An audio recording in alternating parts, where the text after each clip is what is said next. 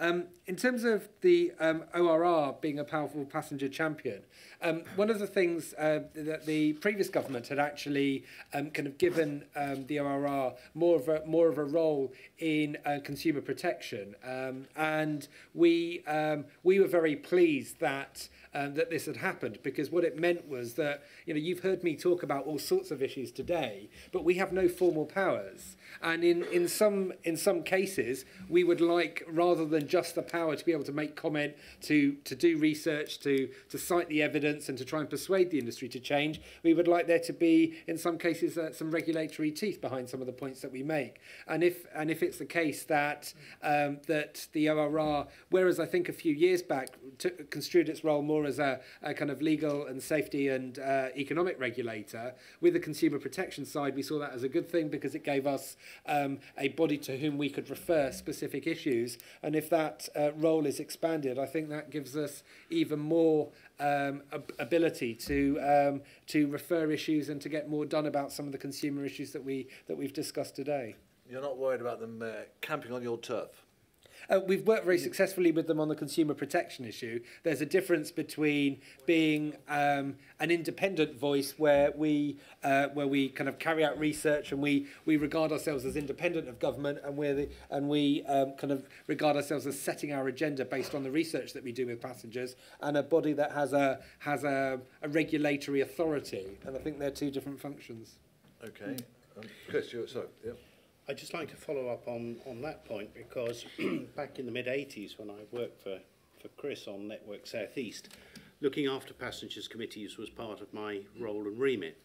And they were at that stage a bunch of what I can only describe as self-serving lunchers who enjoyed a good lunch, appointees by government, very self-opinionated, very anecdotal, quite unrecognisable from the passenger focus that we see today. I think they've come a million miles in that period of time. I think Passenger Focus does a cracking job, I have to say. I'd never have said this in my previous occupation working for ATOC, I'm sure, but it's nice once you leave those trammels behind, you can say what you think. A research-based organisation that's well respected by the department and throughout the industry for telling it as it is, and for doing original research which arguably the rail industry should itself have done before. So I think the role of the regulator, I'm not quite clear in all of this. I take the simple approach: if a thing is working, if a thing is not broken, don't fix it. I don't know what the regulator's office can add to this. I think it's difficult for them in the sense that they are there primarily as an economic regulator of Network Rail. They're there to ensure Network Rail delivers what it is contracted to do at the price it is contracted to deliver. And actually the difference between that and looking after individual customers is huge. There's just no relationship. So I'm yet to be convinced about the role of ORR, particularly, as I say, I think this is an organisation that ain't broke. It's working very well. Just on the subject of Network Rail, because that was the other question that was raised, accountable to whom? Who are its customers? Well, given my background, where I come from, and my time at ATOC, of course it is train operators. They are the people who pay the access charges, which is the principal source of funding for Network Rail. I think if Network Rail becomes confused and thinks they have a relationship with the end customer, other than at the stations that they manage directly, I think that's a problem. I think the relationship with customers needs to be through train operators, and it needs to be very, very clear and maintained as very clear.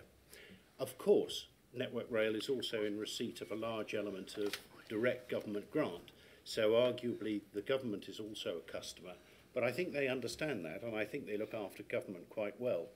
What they have to focus on is looking after their top customers. Well, they often see the regulators their customers. I've said Yes. in Railtrack days Yes. they did. Yeah. Does anybody know, should we call them the Libcons or the Condemns? Or I think that's the big question hanging in the coalition. Richard? Yes, this last point, I wrote a note about 10 minutes ago, showed it to Ashwin, new Tory role for the rail regulator. How does that affect passenger focus? I think the interest organisations, whether it's the ILT, Rail Future, a lot of colleagues there from... I think we've all got to go away and look at it very carefully and see actually what the government is going to say and what it's going to do, because I think it's very important we are representative. But going back to Railtrack, Christian may remember a very lively meeting at the Barbican where I got up and had a go at the then chairman of Railtrack, one Robert Horton, and said, your customers are not just the TOCs, they're the people who actually put their bottoms on seats and buy tickets. And therefore you should undertake, not on a regular basis, but periodically, to ensure that if a rail user organisation invites one of Railtrack's colleagues along, they come along. And to that end, Robert Horton actually picked it up, and they did appoint one. And I can remember a very lively character for Anglia Division who came along as the external relations officer who liaised with passenger groups and local authorities. So perhaps that is an area where Network Rail needs to look at its PR role to its ultimate customers, the passengers, freight users and local authorities, some of whom give them money. I don't think it is purely the tops. And sorry, Chris, for once I'm disagreeing with you. We have got to see what the customer actually wants. But again, with the new government, monitor it very carefully. And if you're part of an organisation, make sure your opinion knows. With Barking Gospel Oak users, I shall be starting that process tomorrow at the Greater London Transport Scrutiny Committee. It's a good point, Richard. I think, I don't know what other people's feeling is, that Network Rail somewhat have sort of gone into hiding these days. Yes. They don't come out as much to play as they don't have press conferences, they don't figure on the media very much. I mean, they sort of largely disappeared. I don't know, what do you think about that, Chris? I mean, since you... But it's interesting that they will talk to people like the ODA for the simple reason that you have produced money for a major project like the North London line. But there again, me as a user of the North London line, no, Mr. Pout, I don't really want to talk to you. Go and talk to Laurel. Right. I think you've got to be... Any last points? Because we haven't got time for any more questions. Mike, got any last... I think we've got to be very clear what they're asking them to be accountable for, to be honest. It's one thing to say, yes, they should be accountable for the performance of the infrastructure that the train operators are using or their passengers are using, where that's a directly managed station and so forth. It's very easy, good, cheap political point to keep picking off Network Rail. They have a very limited remit. They have very, very constrained funding criteria to maintain AAA rating. There are lots of things they can't do, and that dictates the way they behave. They certainly don't take risks. They also don't share any benefits that the TOCs get in the good times, but then unless things change now, they don't take the hits either in the bad times, but that looks like that's going to change.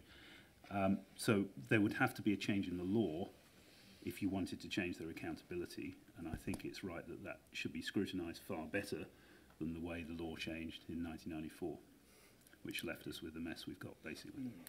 Right. Well, on that cheerful point, I'm going to end proceedings.